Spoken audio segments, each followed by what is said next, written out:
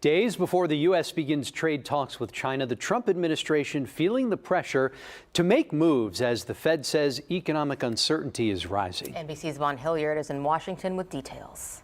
And for a long time, we're swearing in. President Trump swearing in the new ambassador to China. What timing, David? What timing? Days before his Treasury Secretary, Scott Bessent, meets with his Chinese counterparts to talk trade and tariffs. America first does not mean America alone. The talks a starting point amid the president's escalating trade war with the economic superpower. The secretary already downplaying expectations in a Senate hearing. We will begin, which I believe is the opposite of advance. And trying to sell President Trump's trade strategy to lawmakers. Tariffs create an incentive for reshoring jobs and fair trade.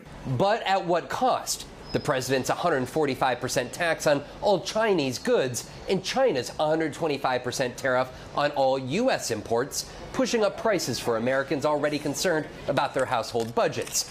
And U.S. ports seeing a downturn in container vessels. That could lead to fewer jobs on the docks and in warehouses. We've seen individual importers pay as much as $30 or $40 million in additional duty this first month.